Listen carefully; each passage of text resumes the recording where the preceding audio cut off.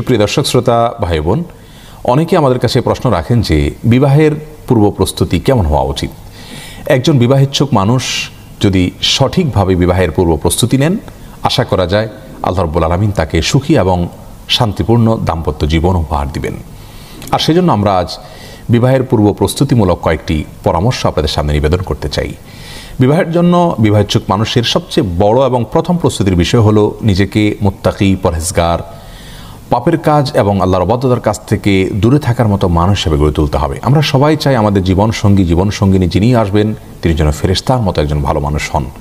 আমরা যদি তাই চাই তাহলে নিজেদেরকে সর্বাগ্রে ভালো মানুষ হিসেবে গড়ে তুলতে হবে। কারণ আল্লাহ রাব্বুল আলামিনের সাধারণ নিয়ম হলো যে ভালো মানুষের সঙ্গে আল্লাহ রাব্বুল আলামিন ভালো মানুষ মিলিয়ে দেন। যদিও ব্যতিক্রম বিচ্ছিন্ন ঘটনা অনেক সময় ঘটে, আল্লাহ তাআলা অনেক সময় পরীক্ষার জন্য সেটি করে থাকেন বা অন্য উদ্দেশ্যে আল্লাহ তাআলা করে থাকেন।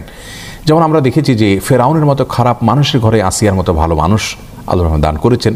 আবার নূহ এবং লূত আলাইহিসসালামের মতো ভালো মানুষদের ঘরে খারাপ এবং অবাধ্য স্ত্রীও আল্লাহ তাআলা দিয়েছেন। অতএব কেউ নিজে খারাপ হলে তার জীবনসঙ্গিনী অবশ্যই খারাপই হবেন, এরকম সহজ সমীকরণ যেন না করেন, এমনটি যেন মনে না করেন।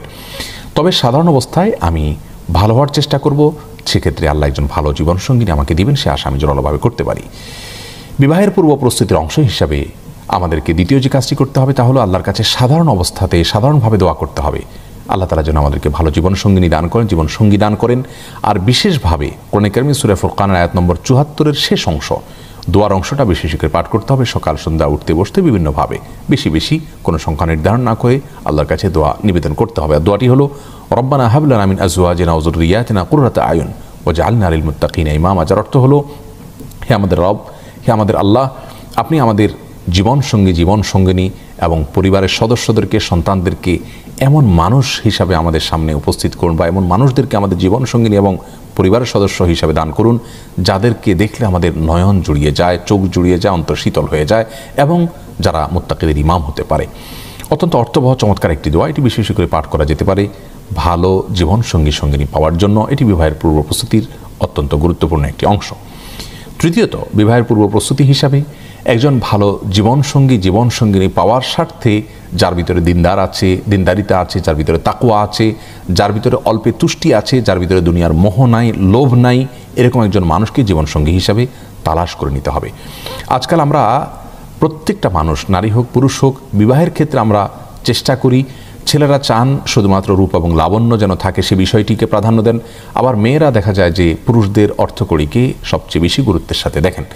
অথচ রাসূল করিম সাল্লাল্লাহু আলাইহি ওয়াসাল্লাম আমাদেরকে বলেছেন ফাসফার বিযাতিদ দ্বীন, বিবাহের ক্ষেত্রে জীবনসঙ্গিনীর দিনদারিতাকে তুমি গুরুত্বের সাথে দেখবে এবং দিনদার জীবনসঙ্গিনী পেয়ে তুমি জেতার চেষ্টা করবে, কারণ সেটাই প্রকৃত সুখ এবং সেটাই প্রকৃত সমৃদ্ধি।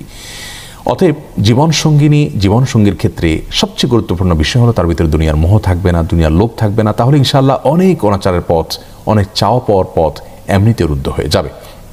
বিবাহের চতুর্থ যে প্রস্তুতির কথা বলবো তা হলো জীবনসঙ্গিনী নিজের জীবনের পার্টনার যিনি হবেন তার অধিকার সম্পর্কে আগে থেকে জেনে নিতে হবে। এটি বিবাহের প্রস্তুতির অংশ।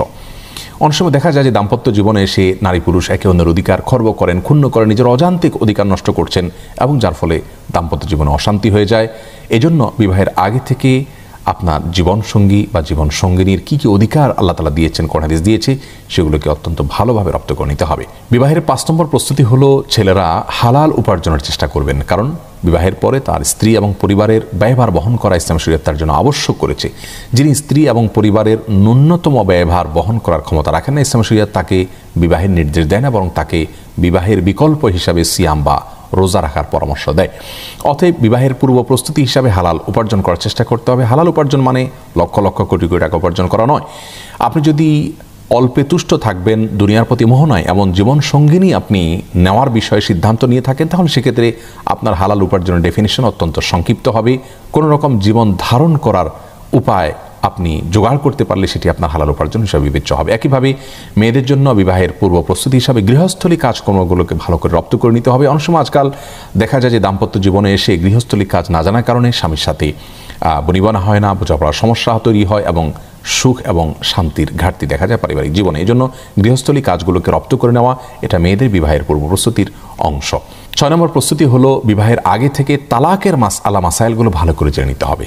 কি পদ্ধতিতে তালাক দেওয়া জায়েজ, কোনভাবে তালাক দেওয়া নিষিদ্ধ, কোন সময় তালাক দেওয়া যায়, কোন সময় তালাক দেওয়া যায় না, তালাকের কথা বলার আগে কতটা সাবধানতা অবলম্বন করতে হয়, তালাক কত স্পর্শকাতর বিষয়, এই বিষয়গুলোকে আগে থেকে জেনে নিতে হবে।